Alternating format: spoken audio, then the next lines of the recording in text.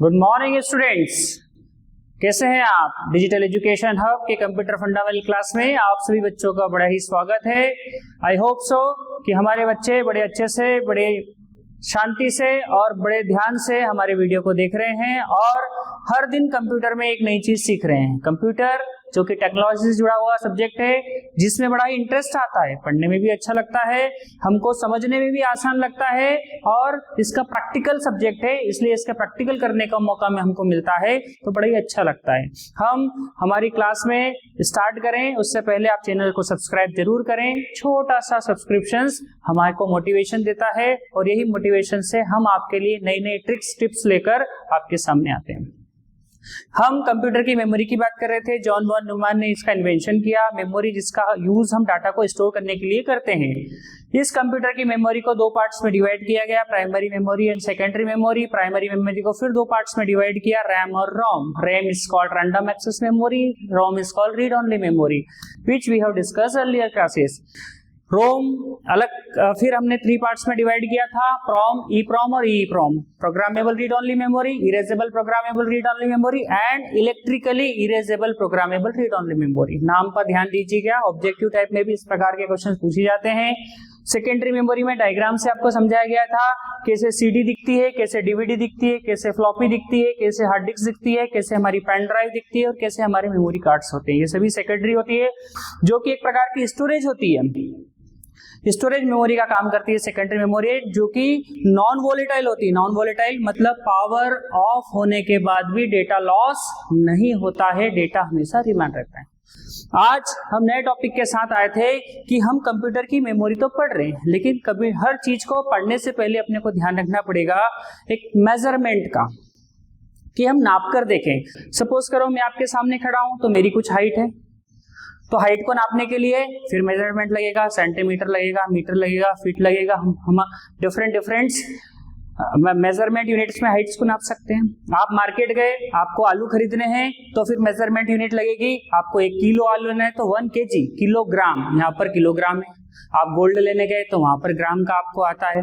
तो इस प्रकार से आपको देखना है। अगर हम दूध लेने जाते हैं तो लीटर एक मेजरमेंट यूनिट होती है। तो कुल मिलाकर एक मेजरमेंट किया जाता है जिससे हमको आकलन लगाए जा सकते हैं, जिससे हम कैलकुलेट कर सके कि यह कितना है, उसका वेट कितना है, उसकी हाइट कितनी है, वो कितने केजी है, सारी डिटेल्स हम निकाल सकते हैं। अब आज हम जो पढ़ने वाले हैं वो टॉपिक हमारा रिलेटेड करता है कि हम आखिर मेमोरी का मेजरमेंट कैसे करें, कैसे नापे कि मेमोरी कितनी है। वही नापने के लिए हमको कंप्यूटर की मेमोरी की यूनिट की जरूरत है। वही कंप्यूटर की मेमोरी की यूनिट हम डिस्कस करेंगे। तो बड़ा ही आसान है, बहुत सिंपल है। आपको स्लाइड्स में सब कुछ कवर करके दिया गया है। हम यहां से स्टार्ट करेंगे कि हमारे कंप्यूटर की जो मेमोरी होती है उसकी सबसे स्मॉलेस्ट यूनिट होती है। स्मॉलेस्ट यूनिट क्या होती है? 0 and 1। क्या होती है? 0 and 1। 0, इस 0 को हम यहां पर बोलते हैं बिट। क्या बोलेंगे? बिट। मतलब कंप्यूटर की सबसे स्मॉलेस्ट यूनिट होती है बिट। सबसे स्मॉलेस्ट यूनिट क्या हो गई यहाँ पर? बिट। ये इसको हम 1 बिट बोलेंगे, या हमने 1 लिखा है तो 1 भी 1 बिट है। अगर मैं इसको 0 और 1 लिखेंगे तो ये दोनों मिलकर कितने बिट बना रहे हैं? 2 बिट बना रहे हैं। कितने बिट बना रहे हैं? 2 बिट बना रहे हैं। ठीक है, तो आप ध्यान रखिए सबसे स्मॉलेस्ट यूनिट क्या हो गई? बिट। बिट से फिर हम आगे चलते हैं तो फिर हमारे पास अगली यूनिट आती है निबल। क्या आती है? निबल। आप देख रहे हैं 4 बिट मिलकर, there are combinations of 4 bit. 4 bit का कोई भी कॉम्बिनेशन मिलकर क्या बनाता है? निबल बनाता है। क्या बनाता है? निबल बनाता है। तो सबसे छोटा बिट, फिर उससे बड़ा निबल। फिर हम आते हैं थर्ड पार्ट पे। ऐसे 8 बिट मिलकर, देख रहे हैं आप, 1 2 3 4 5 6 7 8, ऐसे 8 बिट 0 और 1 मिलकर क्या बनाते हैं? बाइट। देखिए बिट की स्पेलिंग BITS है, बाइट की स्पेलिंग VYTE है। ठीक है, तो ये भी आपने को ध्यान रखना पड़ेगा, ये हमारी बाइट बनाती है। तो 8 बिट मिलकर क्या बना गई? बाइट, जिसका यूज हम सबसे स्मॉलेस्ट यूनिट में सबसे ज्यादा करते हैं।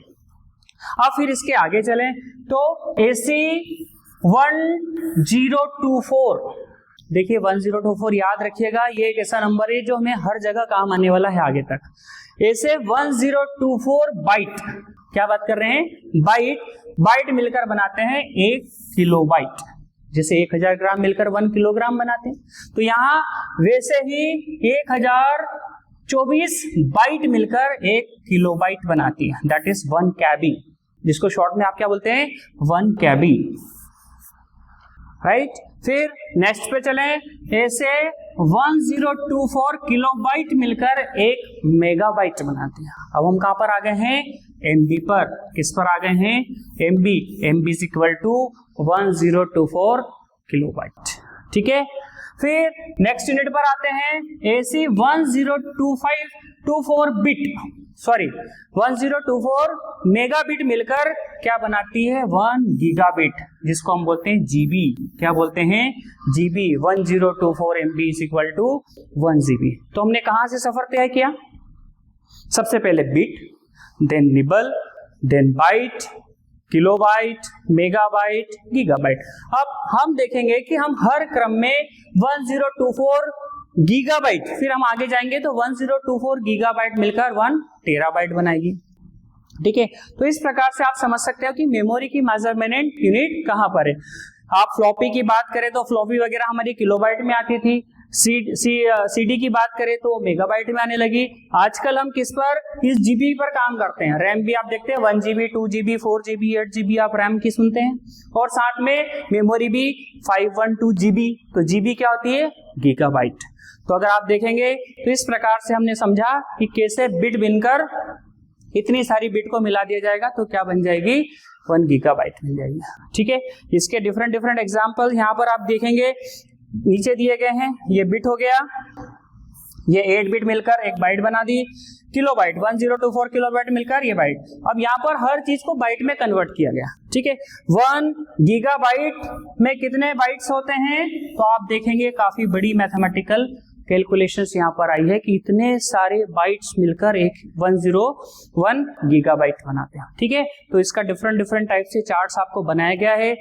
छोटा क्या है ये भी समझ में आया, बड़ा यूनिट क्या है ये भी समझ में आया, और कैसे 1024 के मल्टीपल में हम और भी आगे जा सकते हैं। अब अभी हम देखते हैं अधिकतर GB में चलता है, और जो ज्यादा कंप्यूटर यूज करते हैं वो सब TB में भी यूज करने लगे हैं। टेराबाइट में भी सबसे ज्यादा यूटिलाइज किया जाता है आजकल। किलोबाइट और मेगाबाइट में हम लोग कम यूज करते हैं, ठीक है। तो धीरे धीरे जैसे जैसे कंप्यूटर का इन्वेंशन किया जा रहा है, खोज की जा रही है, तो मेमोरी का साइज क्या जा रहा है बढ़ते जा रहा है, और हमको ज्यादा स्पेस मिलती जा रही है कि ज्यादा से ज्यादा डाटा को हम स्टोर कर सकें, ठीक है। तो आज का हमारा टॉपिक यही था कि आखिर हम कैसे हमारे कंप्यूटर की जो मेमोरी है जो हम अब तक पढ़ रहे थे उसमें डेटा को कैसे मेजर किया जाए, कैसे नापा जाए कि कितना डेटा है, कितना डाटा स्टोर कर लिया है, कितना हमारे कंप्यूटर की स्पेस खाली है। तो उस मेजरमेंट करने के लिए हमको उसकी यूनिट की जरूरत है, उसी यूनिट को आज हमने डिस्कस करा। इस पूरे स्लाइड्स में अगर आपको कुछ भी डाउट लगा हो, कुछ भी समझ में नहीं आया है, तो आप क्वेश्चंस कमेंट कर सकते हैं, और मेरे चैनल को सब्सक्राइब करना ना भूलें। धन्यवाद।